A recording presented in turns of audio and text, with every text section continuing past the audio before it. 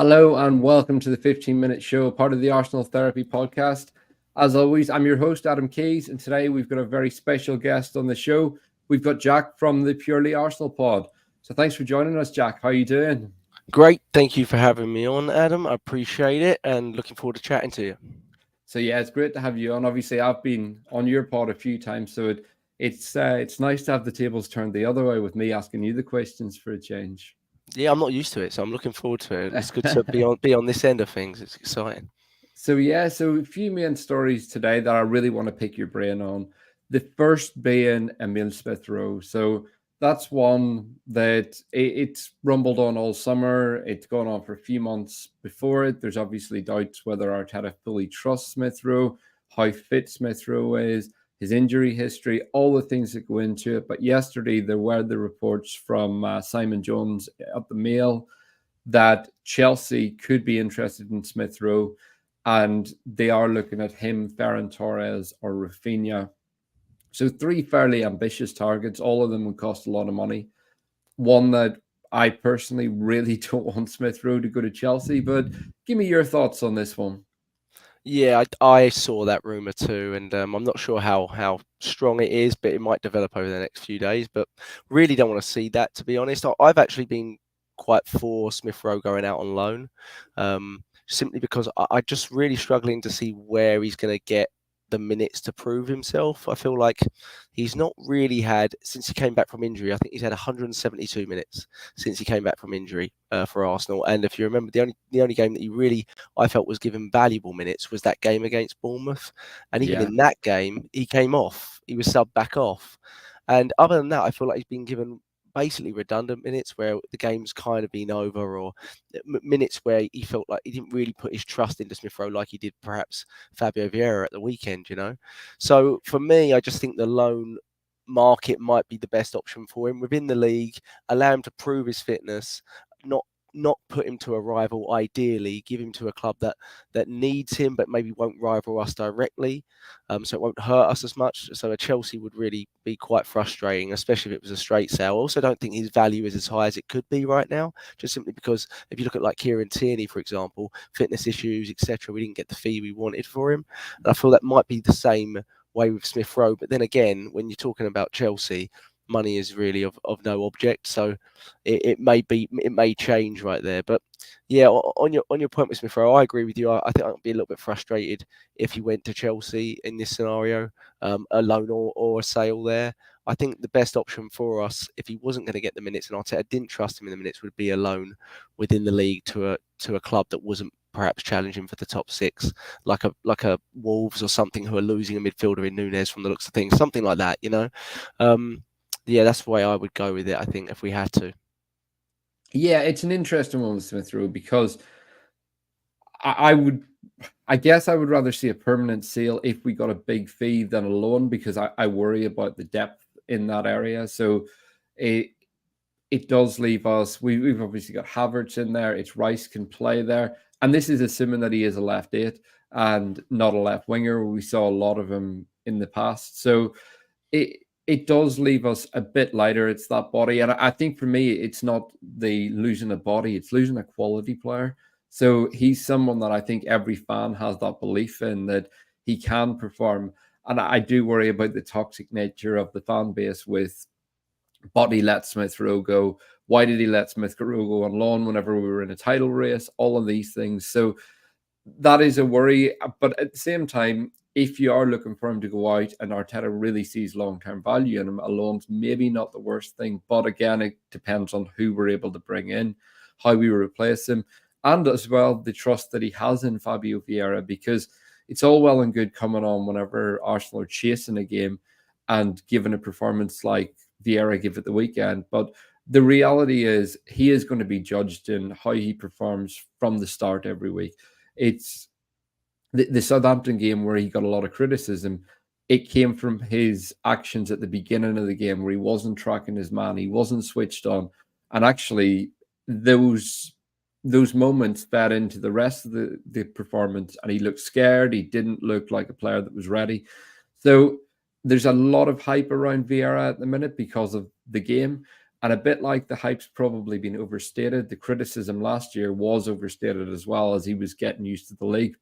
So with so much in doubt about Havertz, even down to where he plays, I think losing Smith Rowe at this time is something that we really don't want to see, unless the club have a trick up their sleeve and they have got someone that they would bring in as a replacement. But just on the topic of replacing players, the one that's been one of the hottest stories of the week is Gabriel. So this is another one that's rumbled on for a couple of weeks now. He played every game in pre-season, played in the Shield, looked great in that game, but the rumours persist about a move away, and Arteta's still not picking him. So give me your thoughts on this one. Yeah, it's really come out of the blue, didn't it? We're in the first game of the season where Gabriel was dropped for. I mean, he hadn't played as many games in a row as Saka, but he was up there, wasn't he, Gabriel? Pretty much as being 73. 73 was it? So pretty reliable, and it was really odd to see that. And I initially trusted him when he said it was a tactical thing, and I kind of saw what he meant because he didn't have the Zinchenko option, and obviously in that first game we had Timber, but we lost Timber, and we've had a kind of a rotten luck at left back so far this season with every player that we've used either being injured or suspended, etc. But again, at the weekend when you feel you're going to dominate the game, and perhaps Zinchenko was going to start, but he didn't. Maybe you feel Gabriel was going to come back in. But the way you saw Kirill sort of play in that left-sided role, almost playing as a third centre-back, you almost felt during that game that Gabriel could have done that role anyway. The way Kirill was playing it, I felt he hasn't really played that role, but there's definitely something more to it, I think, at this point. At this point, we don't really know. We're not privy to the information. We don't know whether it's on Gabriel's side or it's something where Mikel Arteta has seen him in pre-season and lost trust with him. But we never saw that through pre-season. He made a few errors against Man United in pre-season, but he still played in the Community Shield and I believe and did really, really well. So it really just came out of the blue. So you can't help but think that somewhere along the line, maybe his head has been turned by Saudi Arabia. Of course, the transfer window, I don't believe, closes in Saudi Arabia until like September 20th. Yeah. Something like that. And the Real Madrid links aren't that hot at the moment, but they obviously need players. They've lost a lot of players to ACL injuries and things like that, a goalkeeper and a centre-back. So they need players, and they certainly would have the money if they wanted to buy a player like that. So we're not really sure all will come out in the next few days. I guess what I really hope, though, if I'm to put my neck on the line about it, is I really hope that by Friday, with our window closing, it ends the speculation and he actually starts at the weekend, because I think he's such a valuable member of the squad. I do think on the ball he's technically not as good as a Ben White or a Saliba, and that's where I sort of understood what he was trying to do in terms of his ball progression and things like that. But ultimately, just there's so many characteristics that are so important to us as a centre-back. You need that contrast, I think. He's such a good leader. I think he's so good aerially. He's so good at sort of organising the back four. And you saw how poor Mikel Arteta said we were in both boxes at the weekend, and you just feel Gabriel is one of the main men to control all of that. Yeah. When I saw that chance in the 96th minute drop to Kyrgios's feet, I couldn't help but just think of the last season's game against Fulham, and almost in exactly the same circumstance where Gabriel put the ball in the back of the net after a Leno fumble. I just feel we've lost a lot of our balance, and Gabriel not starting is one of the biggest components to that, Adam. I don't know if you agree. Yeah, absolutely agree. So on the pod, I've been very vocal about Gabriel every week. He's one of the players that I love watching, and I completely agree with you about the contrast. I love the technical side of Saliba and White's game, the smoothness of Saliba's defending and so on. And I'll talk all day about how great Saliba is, but the reality is he's not the finished article. And if you look at any great centre-back pairing, there's always been a contrast. Terry and Carvalho. Carvalho was more of the Saliba in that circumstance, where you had John Terry, who was very like Gabriel, Rio and Vidic. It was that contrast that made them a great pair. And I do worry about it's just that lack of aggression at times. So even we saw Jimenez with his chance on Saturday, that came from White not being aggressive enough and not dealing with it. And other than that, White had a very, very good game. His passing was exceptional. But I do think right now we are a bit disjointed as players drop in and out of the back four. We've got Partey coming in, Ben White going right, and so on. But when Arsenal looked at their best on Saturday, it was Ben White playing right back because Saka had that support. And Saka looks very isolated on the right without Wright beside him, because the natural instinct and the game that's been built over the last year. White went round, stretched the play. Saka had his man. He could go inside, play to Odegaard. He could beat his man, or he had a player to pass to in White. All that's changed very quickly. And I think the concern for me is that it changed overnight. There was no build up in pre-season. And this is where I'm struggling to get my head around what Arteta said. And we talked about this on Twitter during the week. It was the press conference where Arteta said there's nothing there at this moment. And that didn't fill either of us with confidence. And we've seen Arteta shut down rumours before, and this is where this one really concerns me. But one of the players that has been linked is Guehi from Palace. What are your thoughts on him, and do you think that would even happen at this stage of the window? Do you know, I like him. I thought he was quite good against us when we played him. He's a good player. He's not left-footed though. He's right-footed. He's right-footed, left centre back. Right. So I mean, we don't necessarily. Arteta's always been kind of bound to that left-footed, left-sided centre back. So that's also what makes this a little bit strange. Like he hasn't really played without one. Gabriel has obviously been, relatively fit, touchwood, and a mainstay of the team. So maybe that helps. But I just think Palace, when you look at Liverpool sort of coming in for Decore and the fees they're putting on him, I just think, it's going to be costing you an absolute fortune. So you'd be expecting some really big money to come in for Gabriel. I'll tell you what, Adam, I'd be really concerned because obviously the Saudi window is open a lot later. If we move big for a centre back this week, then I think the writing's on the wall for Gabriel at that point, because I don't really expect, if we do move for someone defensively and everything stays the way it is, I think most of us expect it to be like maybe a loan option or, a fullback option that can play both sides to sort of cover the Timber absence. But if we move big for a centre back like Guehi, who's probably the one we've been linked to the most, I've seen some link to Pershus in he's been linked to a few English clubs, Newcastle as well. Yeah. But I don't know a lot about that player, to be honest. But beyond that, I've not seen strong links to a centre back beyond those, two or three.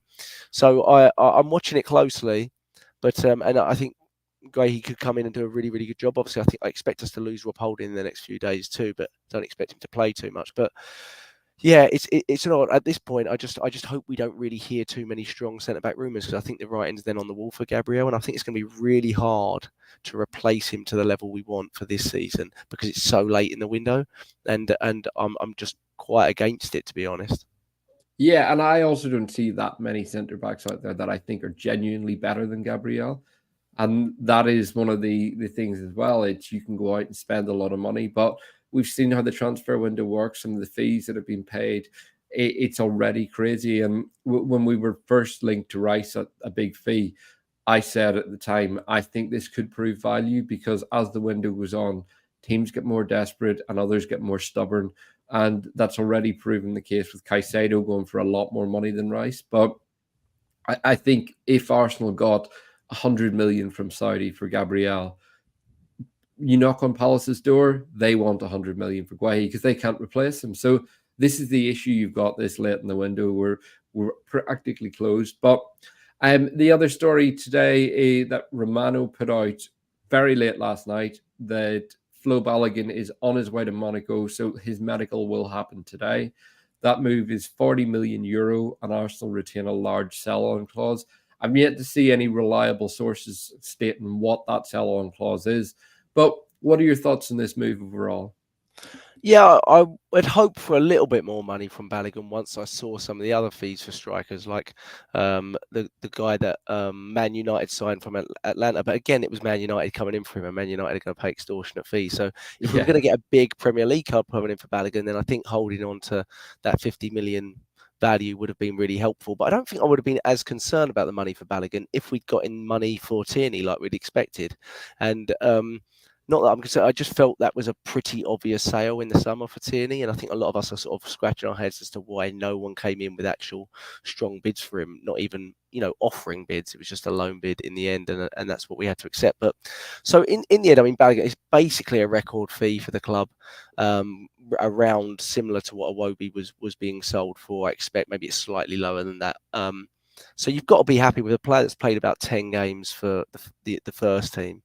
I think he's got a lot of potential, Balogun. But ultimately, when I was watching him in pre-season, obviously he didn't play over here when I went to see him in LA, but when I watched him in some of those earlier games, he's a very different type of striker to what Eddie and Jesus are. He maintains his position a lot more. He doesn't really do the two-way work that those two players have really learned to do under Mikel Arteta, or Gabriel Jesus has done it throughout his whole career.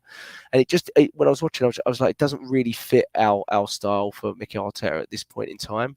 And he basically came out in January and said he wanted to, his side of things anyway, his team, his camp said he wanted to, be basically a first choice somewhere. So this is a perfect move for him.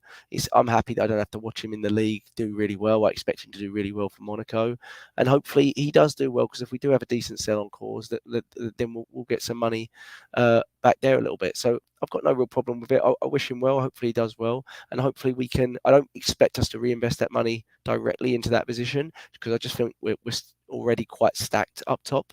But certainly if we lose another one like a Smith Rowe, and I think a lot of Arsenal fans would be expecting us to reinvest something or get another player in that can offer us something a little bit different, which has always been really that right winger to offer an alternative in competition to Bukayo Saka. I think we would have really could have done with that at the weekend, where Bukayo Saka had a pretty poor game, I felt, made 2 errors for the goal, and could have we could have made a change. That would be lovely to have a player on the bench that you're like, oh, let's see what he can do for the next 30 minutes. But I'm not sure we've really got that for the right wing berth. There's no one directly that we really can say that can challenge Saka at this point. So, but yeah, happy for Balogun. Good luck to him. Good fee for Arsenal, and you can't really complain with it. Yeah, absolutely. And just to wrap up, before Timber's injury, I would have said Arsenal had a phenomenal window. Really, really strong. Obviously, record signing in Declan Rice, and not just the record signing, but the perception of that signing as well. It shows that we can really compete. Kai Havertz, regardless of what people think, I like Havertz, and he's someone that until I see him really stinking the place out and walking around the pitch, I will continue to defend him. I think he's learning a new role. Raya, interesting one. We'll see how much he plays, where it goes. But obviously, Timber's ACL has completely changed the perception of the window for Arsenal fans. And essentially now, it's like we've got 3 players in rather than 4. So just to wrap up, you've obviously mentioned a backup option for Saka. If we were to add one more before the window closes, is that the position you would be looking at? Yeah, it would be. We've got 6 defenders that cover 4 positions, which is a bit short. But then we don't really know if he's including Thomas Partey in that group. I mean, he's not a right back. Of course he's not. He's not a right back. Of course he's not. But he's played inverted right back 3 games in a row. So to Mikel Arteta, he's probably quite serious about using him there. I expect we're going to see it again. It's not going to be something that he just pushes away. So it depends how Mikel Arteta sees it. But for me, obviously, I feel like the right wing berth is something we haven't. I mean, we were in for Rafinha like 18 months ago, or maybe 12. And we've never really, right, and everyone was like, well, why are we going for such an expensive right winger? It was about 65 million. And I think we need that. I think Saka needs that competition. And I also think we lack a little bit of like just outright pure pace, scary pace, like we had with Theo Walcott, like you see from the likes of Adeyemi at Dortmund. This just absolutely scary pace. Like you see, even though I don't rate the player, from Adama Traore that came on against Arsenal for Fulham. Obviously, the quality's not there, but in terms of the pure athleticism, I feel that's something we lack, and I think that's why we were going in for Mudryk partly. And I would absolutely do that. I'm not really sure who. I think a lot of us look to Kudus, but he's obviously gone to West Ham. I'm not really sure who. I'm not hearing of any really, really strong links there. I don't really expect it, to be honest, which is why I'd rather Smith Rowe probably stay at this point. But that if we did have finance, that would be what I would do. But I'm almost certain that if we do anything, it's probably going to be in the defensive coverage area. So I'm not going to get my wish, but that is still what I would do personally, because I don't think we have the alternatives. But again, we can't forget about Reece Nelson. He's given him $100,000 a week, or maybe a little bit less, contract for a reason. And I expect to see him play a lot more minutes than he did last season. So. Yeah, absolutely. Well, it's been great to have you, Jack. So thanks for joining us. We really appreciate it. And thanks to everyone that's joined and watched to this point.